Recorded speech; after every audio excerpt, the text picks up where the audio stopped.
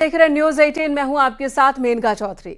ब्रिजभूषण शरण सिंह और पहलवानों के बीच दंगल में सरकार का धोबी पछाड़ दांव कारगर साबित हो रहा है।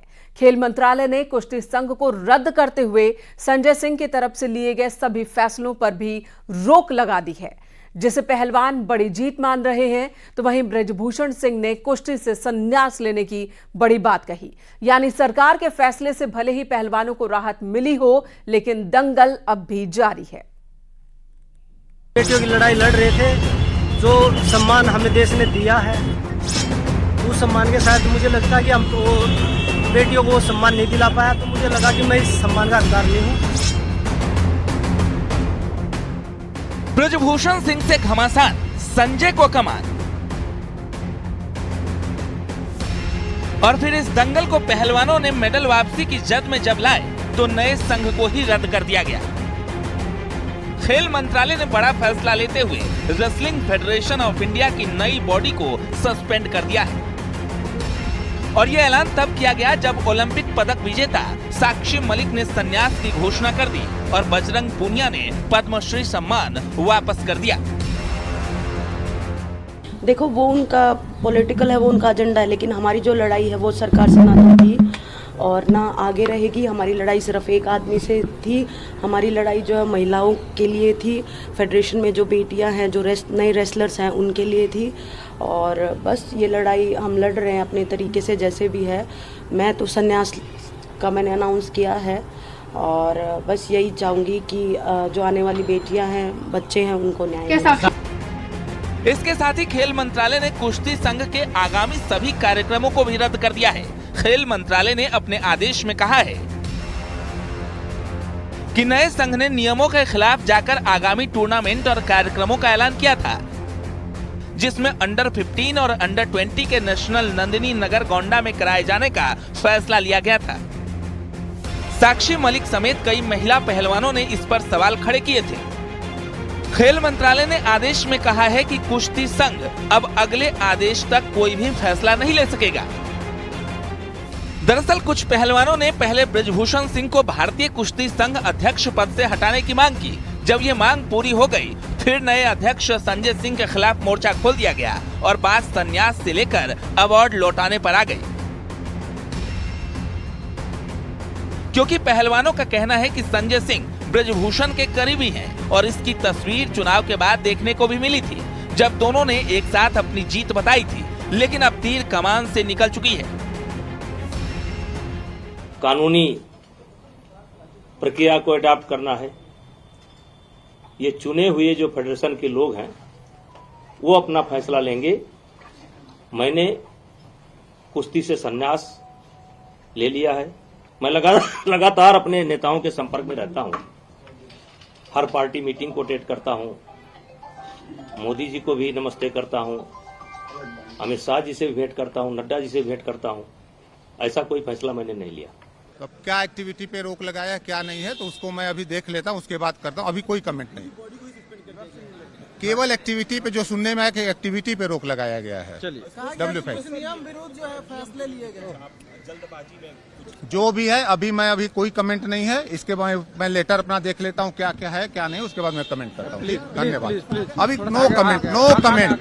किसी साक्षी मलिक किसी पे कोई कमेंट नहीं। ब्रिजभूषण सिंह का दावा है कि उनके रहते हुए भारतीय कुश्ती संघ बुलंदियों पर पहुंचा, लेकिन इस विवाद के बाद वो कुश्ती से संन्यास ले चुके हैं। तो दूसरी तरफ इस विवाद को सियासी रंग भी दिया गया जब प्रियंका गांधी साक्षी मलिक से मिलने चली गई और उस मुलाकात के बाद साक्षी मलिक ने एक ट्वीट में कहा, मैंने कुश्ती छोड़ दी है पर कल रात से परेशान हूँ। वे जूनियर महिला पहलवान क्या करें जो मुझे फोन करके बता रही हैं कि दीदी इस 28 तारीख से जूनियर नेशनल होने हैं। गोंडा ब्रिजभूषण का इलाका है। अब आप सोचिए कि जूनियर महिला पहलवान किस माहौल में कुश्ती लड़ने वहाँ जाएंगी। क्या इस देश में नंदिनी नगर के अलावा कहीं पर भी नेशनल करवाने की जगह नहीं है? समझ नहीं आ रहा क्या करूं। यानी जो लड़ाई साक्षी मलिक और बजरंग पूनिया ने शुरू की थी, उसमें बैक टू बैक पहलवानों की जीत हो रही है। क्योंकि पहले ब्रिजभूषण सिंह का पद छोड़ना और फिर नए अध्यक्ष पर भी सवाल उठाने के बाद कुश्ती संघ को भंग करना अब नए खिलाड़ियों के भविष्य पर प्रश्न चिन्ह है। Bureau report, news 18।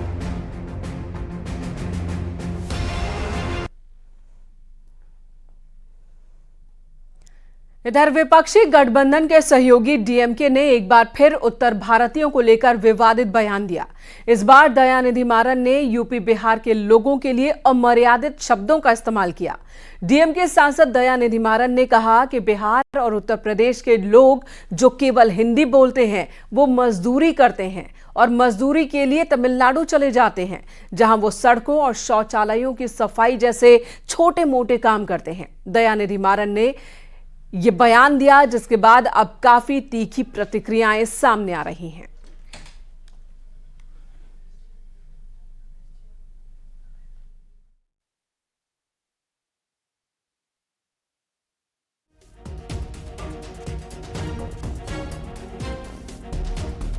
நல்ல ஆங்கிலம் தெரிந்த காரணம்லாம் நீங்க ஐடி கம்பெனியில் கை நிறைய சம்பளம் வாங்குறாங்க. இல்லாட்டி பாருங்க ஹிந்தின்னாங்களே உங்களுக்கு நல்லா தெரியும். இன்னைக்கு பில்டிங் கட்டுறது யாருங்க? இன்னைக்கு பாருங்க எல்லா வேலையும் வந்து யூபியில ஹிந்தி மட்டும் படிக்கிறவன் தான், பீகார்ல ஹிந்தி மட்டும் படிக்கிறவன் இங்க வந்து தமிழை கத்துக்கிட்டு இன்னைக்கு நம்ம வீடு கட்டி தரான், சாலையை பெருக்கிறான், கக்கூஸ் கழுவுறான். இதாங்க ஹிந்தி படிச்சாங்க. उत्तर भारतीयों को लेकर दयानिधि मारन के बयान की निंदा करते हुए उत्तर प्रदेश के उप मुख्यमंत्री केशव प्रसाद मौर्य ने कहा कि अब समाज में ऐसे जहरीले बयानों के लिए जगह नहीं है। उन्होंने कहा कि इसका जवाब राहुल गांधी और अखिलेश यादव को देना चाहिए, क्योंकि वो लोग ऐसी पार्टियों के साथ रिश्ते रखते हैं और प्रदेश में राजनीतिक सफलता की उम्मीद भी रखते हैं।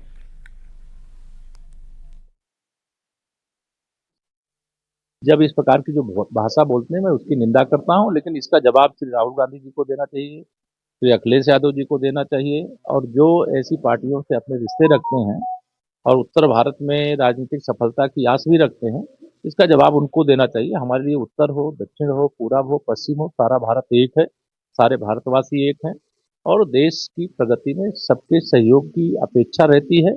और इस प्रकार के जहरीले बयानों के लिए अब देश में कोई आसान नहीं है। इस प्रकार के बयानों से किसी को कोई राजनीतिक लाभ नहीं मिलने वाला है। वहीं केंद्रीय मंत्री धर्मेंद्र प्रधान ने डीएमके नेता और इंडी गठबंधन को अहंकारी बताया। देखिए, वो अहंकारी लोगों को, घमंडिया गठबंधन को इस बार देश भर की जनता उत्तर देने वाला है। तमिलनाडु में भी उनको उत्तर मिलेगा। देखिए, वो अहंकारी लोगों को, घमंडिया गठबंधन को इस बार देश भर की जनता उत्तर देने वाला है। तमिलनाडु में भी उनको उत्तर मिलेगा। डीएमके सांसद दयानिधि मारन के बयान की बिहार के उप मुख्यमंत्री तेजस्वी यादव ने भी निंदा की। उन्होंने कहा कि बिहार और यूपी के मजदूरों की पूरे देश में लोग मांग करते हैं, अगर वो न जाएं तो उनकी जिंदगी ठप हो जाएगी।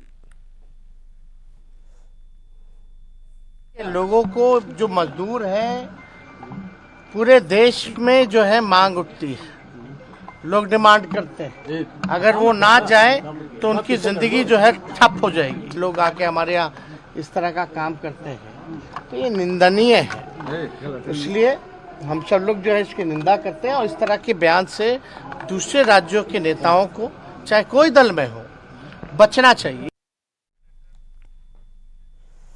इधर हरिद्वार के एक कार्यक्रम में संघ प्रमुख मोहन भागवत ने बड़ा बयान दिया। सनातन धर्म पर बोलते हुए उन्होंने कहा कि सनातन धर्म था, है और हमेशा रहेगा। उन्होंने कहा कि समय समय पर समाज में कुछ विसंगतियां आती रहती हैं और वो दूर भी हो जाती हैं। इसी के साथ उन्होंने ये भी कहा कि सनातन धर्म हमेशा से ही जन कल्याण की बात करता है।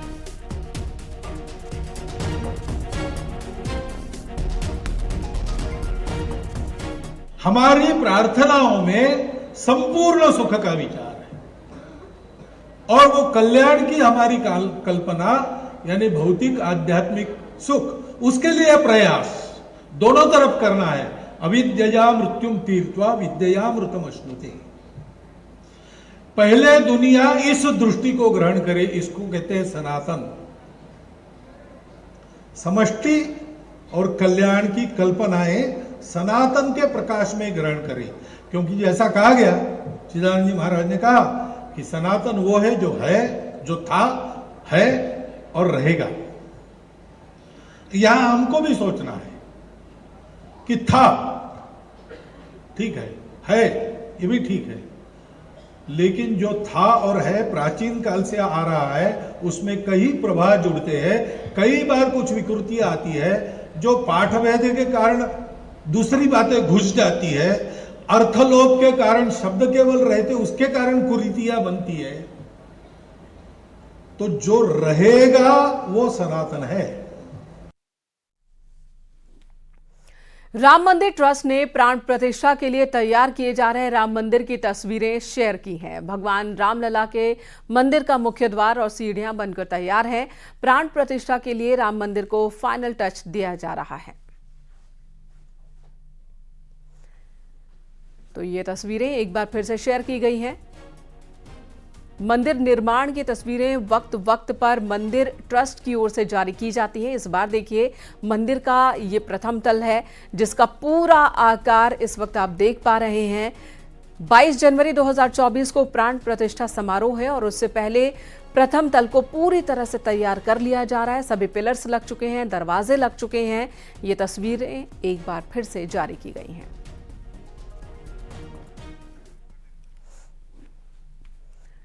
राम जन्मभूमि तीर्थ क्षेत्र ट्रस्ट ने प्राण प्रतिष्ठा में शामिल होने के लिए दिग्गज नेताओं को आमंत्रित किया है। कांग्रेस के पूर्व प्रदेश अध्यक्ष डॉक्टर निर्मल खत्री को भी निमंत्रण भेजा गया। क्षेत्र ट्रस्ट के महासचिव चंपत राय की ओर से निर्मोही अखाड़ा के महंत और विश्व हिंदू परिषद के प्रवक्ता शरद शर्मा ने उनके आवास पर जाकर उन्हें राम नामी अंग वस्त्र से सम्मानित किया और प्राण प्रतिष्ठा समारोह में शामिल होने के लिए आमंत्रण दिया।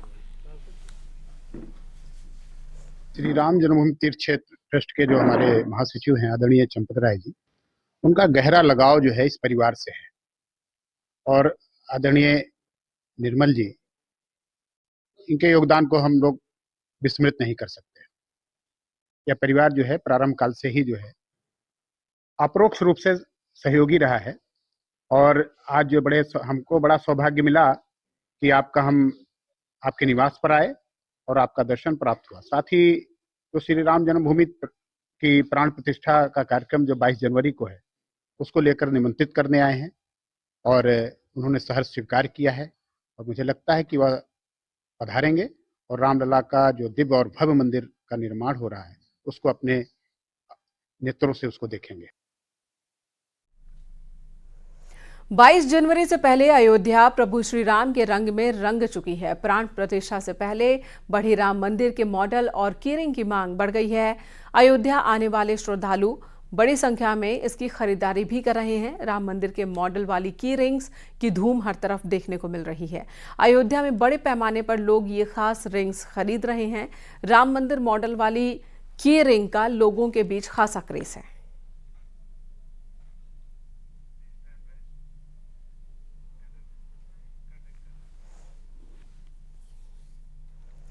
संभल के प्राचीन कल्की विष्णु मंदिर में राम मंदिर के लिए यज्ञ में आहुति दी गई है। राम मंदिर के उद्घाटन के मौके पर 22 जनवरी को इस मंदिर में दीपावली भी मनाई जाएगी। सनातन धर्म की रक्षा के लिए, साधु संतों की, भक्तों की, गौ ब्राह्मणों की रक्षा के लिए आवाहन कर भगवान का यज्ञ पूजन इत्यादि करते हैं। इसमें कल्की सेना के तमाम पदाधिकारी, जितने भी कल्की भक्त हैं, श्रद्धालु आहुति देकर भगवान को प्रणाम कर उनसे यही प्रार्थना करते हैं, हे भगवान सनातन धर्म की रक्षा करें, तीर्थों की रक्षा करें, गौ ब्राह्मणों की रक्षा करें, भारतवर्ष की रक्षा करें। यहां रुकेंगे, एक ब्रेक के लिए खबरों का सिलसिला जारी है।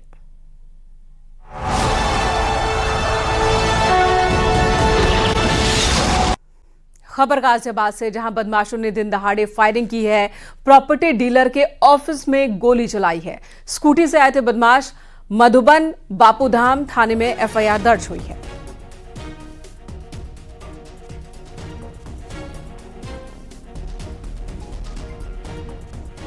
अमित राणा हमारे सहयोगी फोन लाइन पर मौजूद हैं। अमित, वारदात कब हुई है? वारदात को अंजाम देने वाले बदमाश कौन हैं? जी बिल्कुल, आपको बताना चाहूंगा, पूरा ये मामला है मधुबन बापूधाम का क्षेत्र का है, जहां प्रॉपर्टी का काम करने वाले जो रोहित चौधरी हैं, इनके ऑफिस के बाहर स्कूटी सवार बदमाशों ने फायरिंग की और फायरिंग करने के बाद मौके से फरार भी हो गए। घटनाक्रम जो बताया जा रहा है वो बताया जा रहा है कि शनिवार यानी कि कल का बताया जा रहा है, जिसके बाद से वो बदमाश फरार हो गए। हालांकि पुलिस को उन्होंने तहरीर दी है, उस तहरीर में लिखा भी है अज्ञात बदमाशों के खिलाफ मुकदमा भी दर्ज किया गया है। वहीं पुलिस की 3 अलग अलग टीमें इस मामले की तफ्तीश में जुट गई हैं और सीसीटीवी के आधार पर जांच पड़ताल भी की जा रही है। वहीं अमित, कोई वजह सामने आ पाई है किस वजह से उन्होंने फायरिंग की, और दूसरा क्या इरादा सिर्फ डराना था या जानलेवा हमला, इसे कह रहे हैं व्यापारी? देखिए, इस तफ्तीश पहलू पे भी की जा रही है कि कहीं ये मामला रंगदारी का से जुड़ा तो नहीं है या कहीं पहले से कोई इनकी रंजिश तो नहीं चल रही है। तमाम बिंदुओं पर पुलिस जांच पड़ताल की बात कह रही है। वहीं शुरुआती जांच में जो निकल कर आ रहा है, क्योंकि इनका प्रॉपर्टी डीलिंग का काम है, तो ऐसे में हो सकता है कि किसी प्रॉपर्टी को लेकर इनका कोई विवाद रहा हो, जिसके चलते इनके ऑफिस के बाहर इस तरह की फायरिंग करने के बाद बदमाश वहां से फरार हो जाते हैं। तमाम ऐसे बिंदु हैं जिन पर पुलिस जांच की बात कर रही है और जांच के बाद, तफ्तीश के बाद ही क्या कुछ घटनाक्रम रहा, किस आखिरकार कौन वो लोग थे जिन्होंने की जो प्रॉपर्टी डीलर है उसके ऑफिस के बाहर गोलियां चलाई हैं, इस तरीके की वारदात को अंजाम दिया है और मौके से फरार हो गए। तमाम चीजें हैं जिनका कि पुलिस तफ्तीश के बाद ही पता चल पाएगा। अमित, धन्यवाद इस वक्त पूरी जानकारी देने के लिए।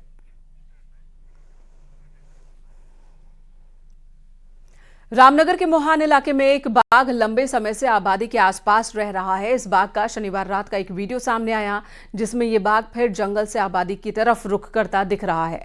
शनिवार रात को ही इसने 2 मवेशियों पर हमला किया जिसमें एक की मौत हो गई, दूसरा घायल है। गांव वालों की अगर माने तो इस क्षेत्र में रिजॉर्ट्स की ओर से कूड़े का प्रबंधन सही तरीके से नहीं हो रहा है। बाहर बिखरे कूड़े की वजह से मवेशी कूड़ा खाने के लिए बाहर आ रहे हैं, जिनके पीछे पीछे बाघ भी यहां पहुंच रहा है।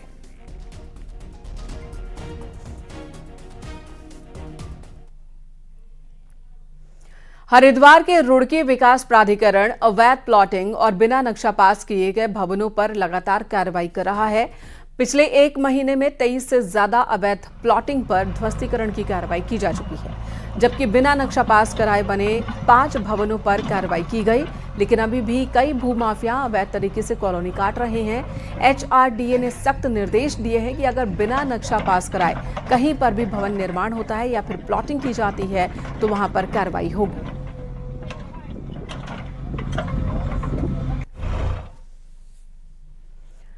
उत्तरकाशी गंगोत्री घाटी में कड़ाके की ठंड से जीना मुश्किल हो गया है। ठंड की वजह से नदी किनारे नदी का पानी जमने लगा है, जिसकी वजह से छोटे छोटे झरने और नालों का पानी अब जम गया है। पूरी घाटी में रिकॉर्ड कड़ाके की ठंड महसूस की जा रही है।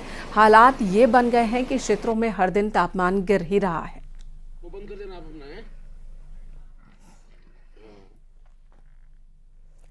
इधर नोएडा पुलिस की बदमाशों के साथ एनकाउंटर। चेकिंग के दौरान शातिर बदमाशों से मुठभेड़ हुई है। मुठभेड़ में बदमाश दीपक और लोकेश जख्मी हुआ। एनकाउंटर में बदमाश दीपक के पैर में गोली लगी है। आरोपी लगातार मोबाइल लूट की वारदात को अंजाम दे रहा था। आरोपियों के कब्जे से कई मोबाइल फोन, तमंचा, कारतूस और बाइक बरामद हुई है। थाना सेक्टर 58 क्षेत्र में एनकाउंटर हुआ।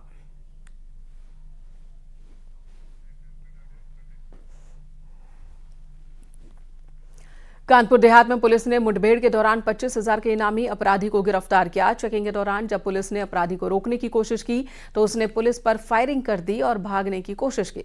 पुलिस की जवाबी कार्रवाई में पैर में गोली लगी है बदमाश के।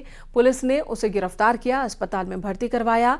उसके पास से 1 लाख रुपए, बाइक, अवैध तमंचा, कारतूस बरामद हुए।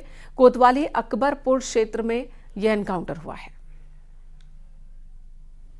रात्रि में चेकिंग अभियान चलाया जा रहा था। जब पुलिस आलमचंदपुर बम्बा नहर के पास चेकिंग कर रही थी, उसी दौरान झांसी कानपुर हाईवे की तरफ से एक संदिग्ध व्यक्ति बुलेट मोटरसाइकिल पे आता हुआ दिखाई दिया। पुलिस ने जब उसे रोकने का प्रयास किया तो वापस मुड़ के भागने के प्रयास में अनियंत्रित होकर गिर पड़ा। पुलिस ने जब उसे पकड़ना चाहा तो उसने पुलिस के ऊपर फायरिंग की। पुलिस के द्वारा भी आत्मरक्षार्थ फायरिंग किया गया, जिससे उस व्यक्ति के दाहिने पैर में गोली लगी। जब पुलिस ने पकड़ उससे उसका नाम पता पूछा तो उसने अपना नाम विकास उर्फ अद्दू। इटावा में जम्मू कश्मीर पुलिस की गाड़ी पलट गई है। बताया जा रहा है कि जम्मू कश्मीर पुलिस प्रयागराज की नैनी जेल से 3 कैदियों को लेकर हरियाणा जा रही थी। पुलिस की गाड़ी में 3 कैदी और कई पुलिस वाले सवार थे।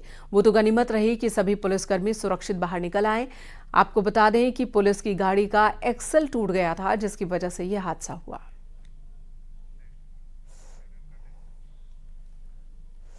बागपत में पुलिस ने नकली नोटों की तस्करी के गिरोह का खुलासा किया। गाजियाबाद जिले के ट्रॉनिका सिटी की रहने वाली महिला और उसके बेटे को 89,000 रुपए के नकली नोटों के साथ गिरफ्तार किया गया।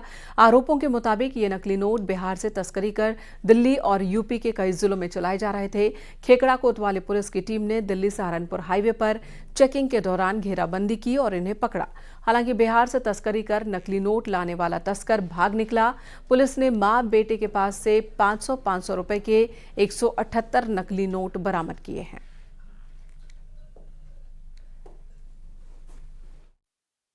खेकड़ा पुलिस द्वारा एक अभियुक्त एहसान पुत्र नदी कसोवा थाना जानी मेरठ हाल पता Ram park colony tronica city Ghaziabad व एक अन्य महिला अभियुक्त को गिरफ्तार किया गया, जिनके कब्जे से 89,500 के नकली नोट बरामद हुए, जिनके विरुद्ध थाना खेकड़ा पर 498B, 498C, 420, 467, 468, 471 का मुकदमा पंजीकृत कर विवेचना की जा रही है। यहां रुकेंगे एक ब्रेक के लिए। खबरों का सिलसिला